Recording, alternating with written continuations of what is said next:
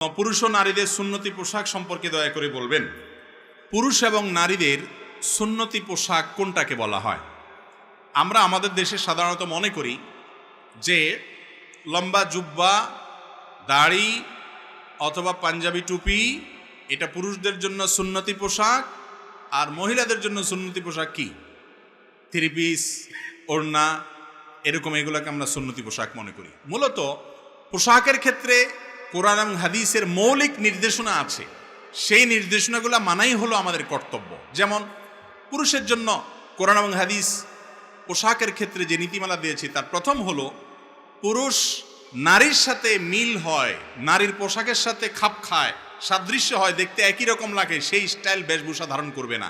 একই কথা নারীর ক্ষেত্রেও প্রযোজ্য। নারী পোশাক পরার ক্ষেত্রে পুরুষের মতো পোশাক পরবে না।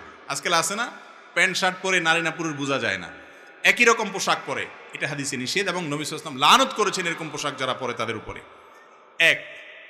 দ্বিতীয়ত, পুরুষের জন্য সতর হলো নাভি থেকে হাঁটুর নিচ পর্যন্ত এইটুকু কমপক্ষে ঢাকা, বাকিগুলো যদি অন্য পুরুষরা দেখে অসুবিধা নেই। আর নামাজের সময় বিশেষ করে কাঁধও ঢাকার কথা হাদিসে আসছে। যত সুন্দর পোশাকে নামাজ পড়া যায় তত ভালো। মহিলাদের জন্য নামাজের পোশাক হলো তাদের মুখমণ্ডল, দুই হাতের কবজি ছাড়া গোটা শরীর চুল সহকারে সবগুলো ঢাকতে হবে। শাড়ি পরলেও তার উপরে বড় ওড়না বা চাদর দিয়ে এমনভাবে ঢাকতে হবে যে হাতের গোছা, পেট, পিঠ, কাঁধ, বুক এগুলো যেন দেখা না যায়, গলা যেন দেখা না যায়, এগুলোকে ঢাকতে হবে। এগুলো সতর নামাজের মধ্যে।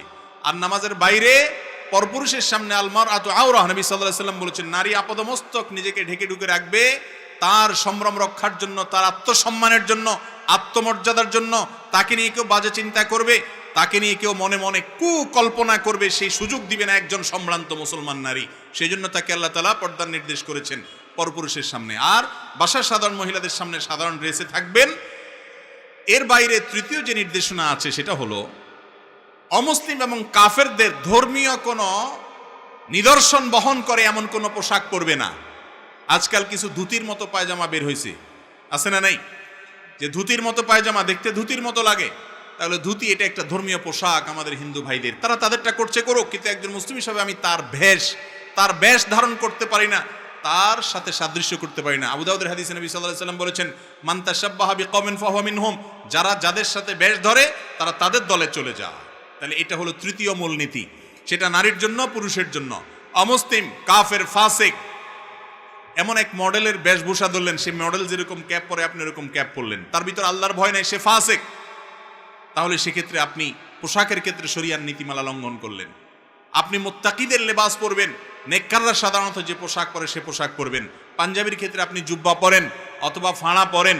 বাংলাদেশের মানুষের ঐতিহ্যের পোশাক হলো মূলত পাঞ্জাবি আর লুঙ্গি। পাঞ্জাবি আর কিরে ভাই, এই ঐতিহ্য ধরে রাখছে হুজুররা সবচাইতে বেশি। লুঙ্গি হুজুররা তুলনামূলক সবচাইতে বেশি পরে, ঠিক না ঠিক? মাস্টাররা লুঙ্গি কম পরে, হুজুররা একটু বেশি পরে। অথচ লুঙ্গিটা হলো আমাদের দেশের ঐতিহ্য, প্যান্ট এটা তো আমাদের দেশের ঐতিহ্য না, ঠিক না ঠিক? আমাদের যত জাতীয় নেতা ছিলেন তারা দেখেন বেশিরভাগই লুঙ্গি আর পায়জামা পরতেন, ঠিক না ঠিক? এবং এটা আমাদের দেশের আবহমান কাল থেকে চলে আসা পুরুষদের এই পোশাক, কিন্তু এখন এটা পড়তে আমাদের লজ্জা হয়। আমাদের যুবকরা তো বাইরে বাসায়ও লুঙ্গি আজকাল পড়তে চায় না। শহরের যুবকরা তো 3/4 প্যান্ট ছাড়া আর কিছু বুঝে না, চুঙ্গা পড়তে জানে শুধুমাত্র, লুঙ্গি পড়তে জানে না। কি স্বাধীনতা লুঙ্গিতে আছে, এটা যদি জানতো তাহলে সবাই লুঙ্গি ধরতো। যাই হোক, তো লুঙ্গি আর প্যান্ট কথা না, প্যান্ট যদি কোনো যুবক পরেন সেটা যদি ঢিলা ঢালা হয়, সেটা যদি পর্দা মানে পোশাকের যে নীতিমালা আছে এটা লঙ্ঘন না হয়, কোনো অসুবিধা নেই। আপনি এমন টাইট পোশাক যদি পরেন তাতে আপনার শরীর অঙ্গ প্রত্যঙ্গ বুঝে আসে, সতরের যে অংশগুলো সেগুলো প্রকাশিত হয়ে যায়, স্পষ্ট হয়ে যায়, বোঝা যায়, তাহলে সেটা জায়েজ নাই।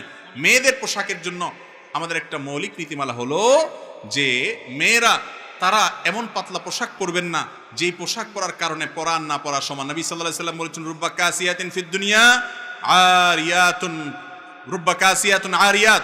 অনেক মহিলা আছে দুনিয়াতে এমন পোশাক পরে পাতলা, এরাই পোশাক পরে না পরার সমান। এই পোশাক পরার না পরার সমান সব দেখা যায়, আছে না নাই এরকম?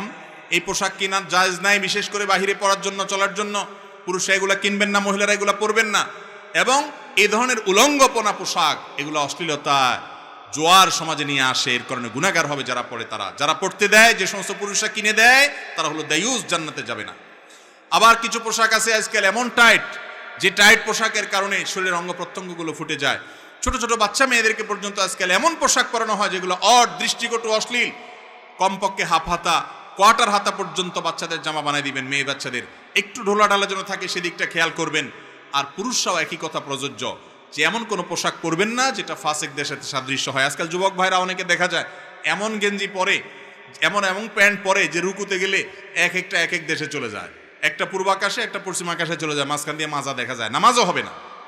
এ রোগটা আমাদের মধ্যে আছে না নেই? তাহলে এগুলোর পরে আমরা খুব সাবধান থাকবো। আল্লাহ তাআলা আমাদেরকে আমলের তৌফিক দান করুন। পোশাকের ক্ষেত্রে সুন্নতি পোশাকের কথা বলতে গিয়ে এতদূরে আসছে। পোশাকের ক্ষেত্রে শরীয়তের যে ড্রেস কোড আছে সেটা খেয়াল করবেন। পুরুষ টাকনুর নিচে পোশাক পরবেন না, বিশেষ করে প্যান্ট, লুঙ্গি, চাদর, জুব্বা এগুলো টাকনুর নিচে যেন না যায়।